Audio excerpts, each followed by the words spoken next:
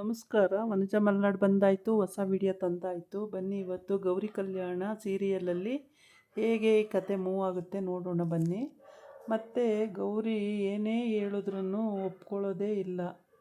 ಎಲ್ಲ ರೀತಿಯೂ ಹೇಳಿ ನೋಡ್ತಾಳೆ, ಏನು ಹೇಳಿದ್ರೂ ಅವನು ಒಪ್ಕೊಳ್ಳಲ್ಲ. ಆಮೇಲೆ ಅವನು ಹಿಂದಿಂದೆಲ್ಲ ನೆನೆಸ್ಕೊಂಡು ಪಾಪ ಫೀಲಿಂಗ್ ಮಾಡ್ಕೊಳ್ತಾನೆ. ಹೌದು, ನಡೆದಿರೋದು ನಿಜ, ಆದರೆ ಗೌರಿ ಮನೇಲೂ ತಪ್ಪು ಮಾಡಿದ್ದಾರೆ. ಹಂಗಾಗ್ಬಿಟ್ಟು ಅವನಿಗೆ ಅದೇ ಒಂಥರ ಅನುಮಾನ ಮನಸ್ಸಲ್ಲಿ ಕೂತ್ಬಿಟ್ಟಿದೆ.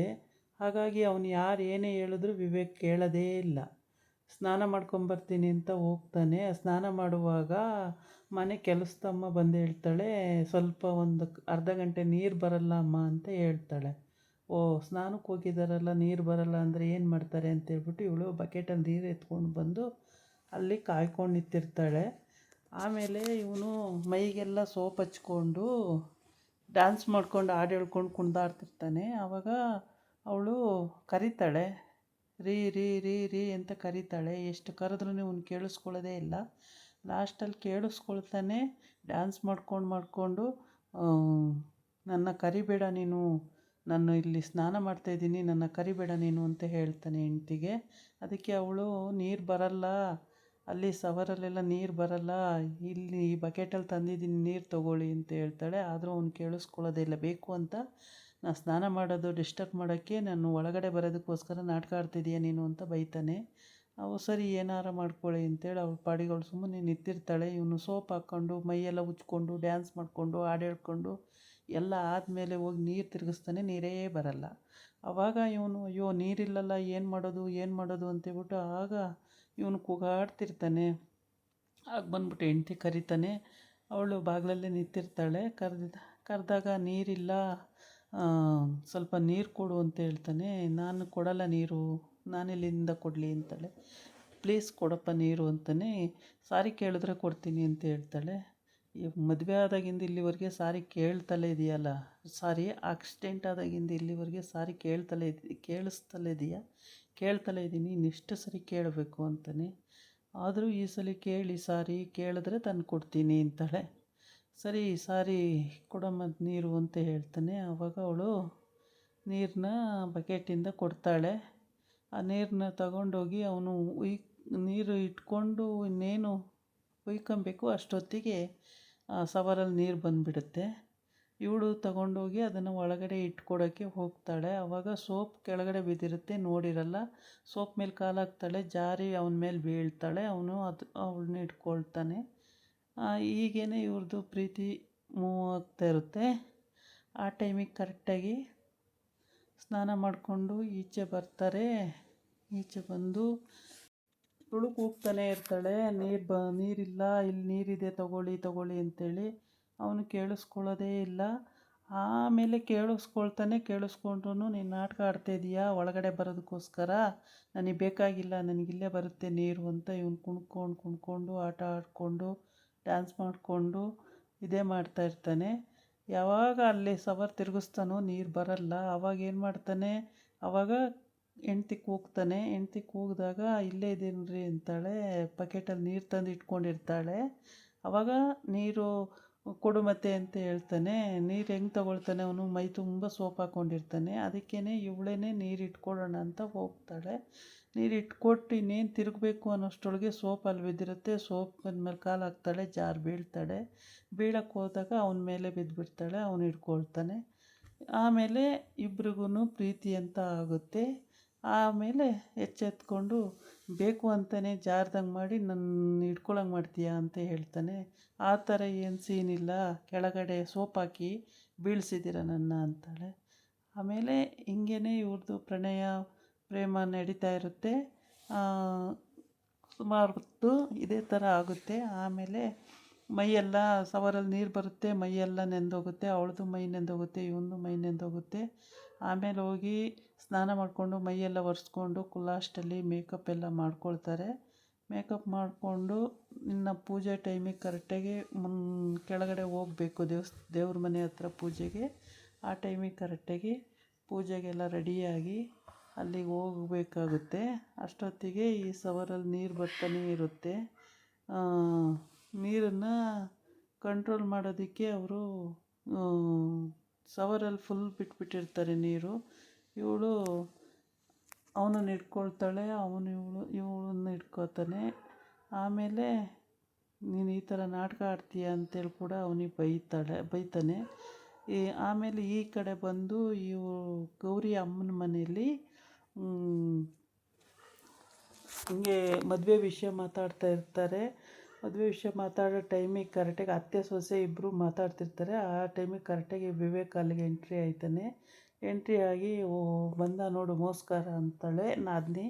ಮೋಸ್ಕರ ಬಂದ ಅಂದಾಗ ಹಂಗೆ ಅನ್ಬಾರ್ದು, ಸುಮ್ಮನಿರೇ, ನಿಮ್ಮ ಅಕ್ಕನ್ನೇ ಮದುವೆ ಆಯ್ತಿರೋದಲ್ವ ಅಂತೇಳಿ. ನೀನು ಮೋಸ್ಕರ ಬಂದ ರೋಡಲ್ಲಿ ಹಂಗೆ ತಿರುಗಿಬಿಡು, ಇಲ್ಲಾಂದರೆ ಈ ಕಡೆ ಬಂದರೆ ನೋಡು ನಿನ್ನ ಸುಮ್ಮನೆ ಬಿಡಲ್ಲ ಅಂತಾಳೆ. ಇಲ್ಲ, ಮೋನಿಕನ ಕಂಡು ಮಾತಾಡಿಸ್ಬೇಕು, ಅದಕ್ಕೆ ಬಂದೆ, ನಿಮ್ಮನ್ನೆಲ್ಲ ನೋಡ್ಕೊಂಡು ಹೋಗೋಣ ಅಂತ ಬಂದೆ ಅಂತ ಹೇಳ್ಬಿಟ್ಟು ಸುಳ್ಳು ಹೇಳ್ತಾನೆ.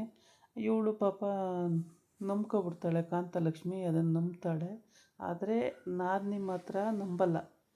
ಆ ಹುಡುಗಿ ಮೋಸ ಚೆನ್ನಾಗಿ ಮಾಡ್ತಾನೆ ಅಂತ ಗೊತ್ತಿರುತ್ತಲ್ಲ, ನಂಬಲ್ಲ. ಆಮೇಲೆ ಇನ್ನೇನು ಮನೆಗೆ ಬಂದಿದ್ದಾರೆ, ಹೆಣ್ಣು ಕೊಡೋ ಹುಡುಗ ಅಲ್ವಾ ಅಂತೇಳ್ಬಿಟ್ಟು ಒಳಗೆ ಕರೀತಾಳೆ. ಒಳಗೆ ಕರೆದು ಒಳಗೆ ಬರ್ತಾನೆ. ಬಂದು ಅಲ್ಲೊಂದು ಸ್ವಲ್ಪ ಹೊತ್ತು ಮಾತುಕತೆ ಆಗುತ್ತೆ. ಅವಳು ನಾದಿನಿ ಬೈತಾಳೆ ಅವನಿಗೆ. ಆಮೇಲೆ ಅವನೇನು ಮಾತಾಡಲ್ಲ. ಮೋನಿಕಾ ಹತ್ರನೂ ಕೂಡ ಮಾತಾಡಬೇಕು ಸ್ವಲ್ಪ ಅಂತಾನೆ. ಆವಾಗ ಮೋನಿಕಾ ರೂಮಲ್ಲಿದೆ, ಹೋಗಪ್ಪ ಅಂತ ಹೇಳ್ತಾಳೆ. ಯಾರು? ಕಾಂತಲಕ್ಷ್ಮಿ. ಹಂಗಂತ ಹೇಳಿದಾಗ ಅವನು ರೂಮಿಗೆ ಹೊರಟೋಯ್ತಾನೆ. ಆಗ ಅಲ್ಲಿ ಮಾತುಕತೆ ನಡೆಯೋ ಟೈಮಿಗೆ ಇಬ್ಬರೇ ಇದ್ದು ರೂಮಲ್ಲಿ ಮಾತಾಡ್ತಿರ್ತಾರೆ. ಇಲ್ಲಿ ಗೌರಿ ಅಡುಗೆ ಮನೆಗೆ ಹೋಗಿರ್ತಾಳೆ. ಅಷ್ಟೊತ್ತಿಗೆ ಅವರ ಚಿಕ್ಕತ್ತೆ ಅಲ್ಲಿಗೆ ಬಂದು, ಗೌರಿ ನೀನು ಏನಪ್ಪ, ನೀನು ಎಷ್ಟು ಹೇಳಿದ್ರು ನಿನಗೆ ಅರ್ಥನೇ ಆಗಲ್ವಲ್ಲ, ಏನಕ್ಕೆ ಹಿಂಗೆಲ್ಲ ಮಾಡ್ತೀಯ ಅಂತ. ಆಮೇಲೆ ಪೂಜೆ ಅಂತ ಇಟ್ಕೋತಾರೆ. ಪೂಜೆಗೆ ಇಟ್ಕೊಂಡಾಗ ಇವಳು ಸೀತಾರ ಬಂದು ಬಾಯಿಗೆ ಬಂದಂಗೆಲ್ಲ ಬೈಕೊಳ್ತಾಳೆ. ನಾನು ಪೂಜೆ ಮಾಡ್ತಾಯಿದ್ದಿದ್ದು ಇಲ್ಲಿವರೆಗೆ, ಈಗ ಯಾರೋ ಬಂದವಳೆ ಅಂತೇಳಿ, ನಾವೇನು ಒಪ್ಪಿ ತಂದಿರೋ ಹುಡುಗಿನ ಮದುವೆ ಮಾಡ್ಕೊಂಡು ಬಂದಿದ್ದೀವಿ, ಅವಳ ಹತ್ರ ಪೂಜೆ ಮಾಡ್ಸೋಕ್ಕೆ ಹಾಗೆ ಹೀಗೆ ಅಂತೆಲ್ಲ ಜೋರು ಮಾಡ್ತಾಳೆ.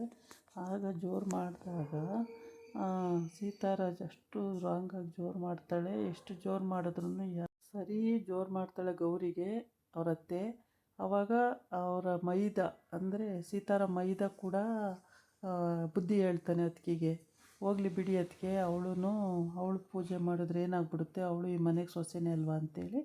ಆಮೇಲೆ ಅಜ್ಜಿ ಕೂಡ ಹೇಳುತ್ತೆ, ಅವಳು ಈ ಮನೆಗೆ ಮೊಮ್ಮಗನ ಹೆಂಡ್ತಿನೆಯ, ಫಸ್ಟ್ ಮೊಮ್ಮಗನ ಹೆಂಡ್ತಿ, ಅವಳು ಪೂಜೆ ಮಾಡೋದು ತಪ್ಪೇನಿಲ್ಲ, ಮಾಡಲಿ ಅವಳು ಪೂಜೆನ ಅಂತ ಹೇಳುತ್ತೆ. ಇಷ್ಟು ದಿನ ನಾನು ಮಾಡಬೇಕಿತ್ತು, ಈಗ ಯಾರೋ ಬೇರೆಯವ್ರಿಗೆ ಹೇಳ್ತಾ ಇದ್ದೀರಲ್ಲ ಅಂತ. ಬೇರೆಯವ್ರೇನಲ್ಲ, ಮೊಮ್ಮಗನ ಹೆಂಡ್ತಿನೇ ಅವಳು ಅಂತೆಲ್ಲ ಎಲ್ಲರೂ ಹೇಳಿ ಸಮಾಧಾನ ಮಾಡ್ತಾರೆ. ಮಾಡಿ ಆದಮೇಲೆ ಅವಳು ಪೂಜೆ ಮಾಡೋಕ್ಕೆ ಅವಕಾಶ ಸಿಗುತ್ತೆ. ಆಮೇಲೆ ಗೌರಿ ಅಲ್ಲಿ ಪೂಜೆ ದೀಪ ಹಚ್ಚಿ ಮುಡಿಸಿ ಕಡ್ಡಿ ಹಚ್ಚಿ ಪೂಜೆ ಮಾಡಿ ಆಮೇಲೆ ಎಲ್ಲರಿಗೂ ಮಂಗಳಾರತಿ ಕೊಡ್ತಾಳೆ. ಮಂಗಳಾರತಿ ಕೊಟ್ಟು ಮತ್ತು ಆ ತಿಜೋರಿ ಮತ್ತು ಆ ಪೇಪರ್ಸಿಗೂ ಎಲ್ಲದಕ್ಕೂ ಪೂಜೆ ಮಾಡ್ತಾಳೆ. ಅವೆಲ್ಲ ಪೂಜೆ ಮುಗಿದಾದ್ಮೇಲೆ ಎಲ್ಲರೂ ಏನೇ ಮಾತಾಡ್ಕೊಂಡು ಹಿಂಗೇ ಅವ್ರವ್ರ ಪ್ಲೇಸಿಗೆ ಅವ್ರವ್ರು ಹೋಗ್ತಾ ಇರ್ತಾರೆ. ಅದೇ ಟೈಮಿಗೆ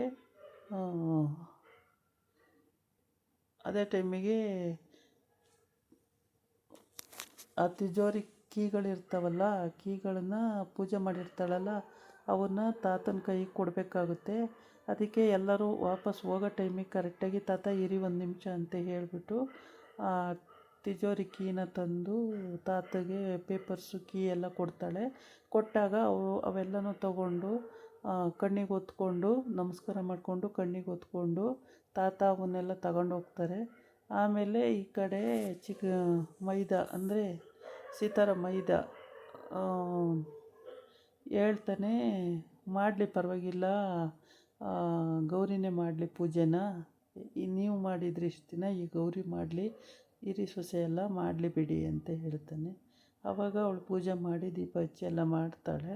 ಮಾಡಿಬಿಟ್ಟು ಮಂಗಳಾರತಿ ಕೊಟ್ಟು ಆಮೇಲೆ ಹೇಳ್ತಾರೆ. ಮಂಗಳಾರತಿ ಕೊಟ್ಟಾದ್ಮೇಲೆ ಮಂಗಳಾರತಿ ಎಲ್ಲ ತಗೊಂಡು ಇವಳು ನೋಡಿದ್ರೆ ಚಂಚಲ ಬಿಕಾರಿಯಾಗಿ ಹೋಗಿದ್ದಾಳೆ ಇವಾಗ. ಏಕೆ ಅಂದರೆ ಎಲ್ಲ ಕಳ್ಕೊಂಡು ಬಿಟ್ಟಿದ್ದಾಳಲ್ಲ, ಅವಳು ಸ್ವಂತ ಮಗಳು ಅಲ್ಲ ಅಂತ ಕಾಣುತ್ತೆ. ಸೀತಾರ ಮನೆಯೇ ಬೈದಿದ್ದು ನೋಡಿದ್ರೆ ಮನೆ ಮಗಳೇ ಅಲ್ಲ ಅವಳು, ಬೇರೆ ಯಾರೋ ಇರಬೇಕು, ತಂದಿವ್ರ ಮನೇಲಿ ಸಾಕ್ಕೊಂಡಿದ್ದಾರೆ ಅಂತ ಕಾಣುತ್ತೆ. ಆಮೇಲೆ ತಾತ ಅವೆಲ್ಲ ಇಸ್ಕೊಂಡು ತಗೊಂಡೋಗಿ ಬೀರಿಗಿಡಕ್ಕೆ ಹೋಗುತ್ತೆ. ಈ ಕಡೆ ಸೀತಾರ ಬೈತಾಳೆ.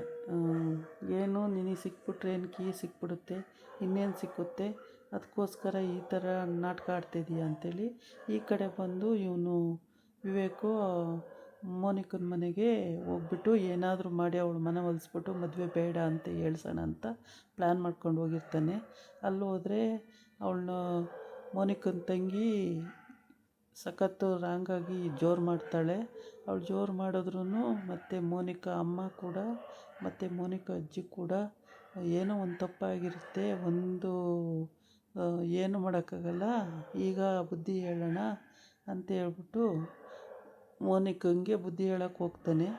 ಬುದ್ಧಿ ಹೇಳುವಾಗ ಅವಳು ಹೇಳ್ತಾಳೆ, ಏನಕ್ಕೆ